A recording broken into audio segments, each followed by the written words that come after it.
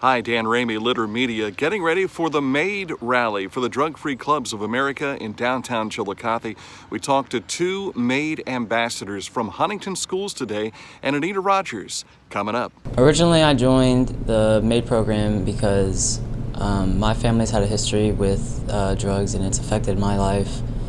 And I made a decision when I was younger not to ever get involved in anything like that. So that's one of the reasons. And then they were offering free candy and free food and stuff, so I joined up to get the incentives because I didn't do drugs. I've definitely seen a change in the culture at Huntington and just our attitude towards drugs, and I think we've just become very much more aware of what's going on around us, and we've just changed our mindset, and we've focused more on our future and changing our community for the better. As a guidance counselor, have you seen improvements in other areas just due to MAID being in existence?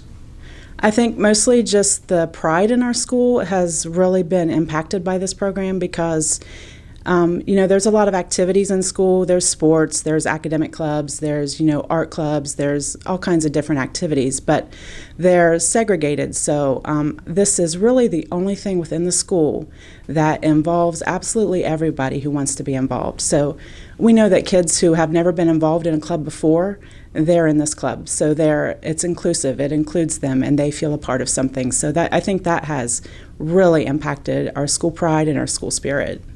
My stepdad's ex-wife struggled with drugs, and she, for a while, kind of tiptoed over the line, I guess, and she's seen my behavior, and I would tell her, like, what you're doing is stupid, and she stopped. She's seen what I was doing, and it made her a better person, and she wanted to do better.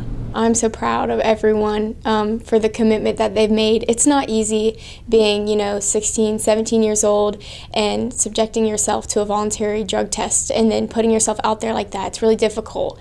And so I'm just overwhelmed at the response of the students at my school and all the local schools. I just want to say I'm so proud, and I am so glad to be a part of this generation and this group of students, because you guys, you've blown me away with their commitment to be drug-free, and it's awesome.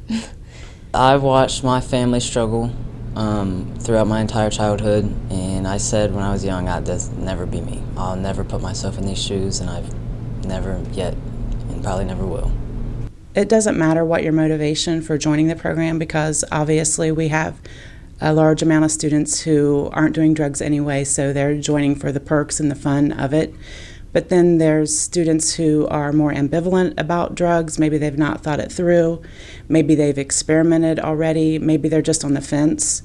And the message is that no matter what your position is, we are coming together as a group, and no matter what your position, there's going to be a support system for you in this club. There's going to be a safety net for you. And if we are all looking out for each other, and if these kids are encouraging each other and talking about it and, proclaiming, their goals and what they want to do, then, that is what we're trying to do. We're trying to get them to identify themselves as drug-free people. And if that is there and it's ingrained in them, then hopefully that'll follow through when they're faced with decisions and they have those situations that come up and they have to make those decisions. So that's what we're trying to do.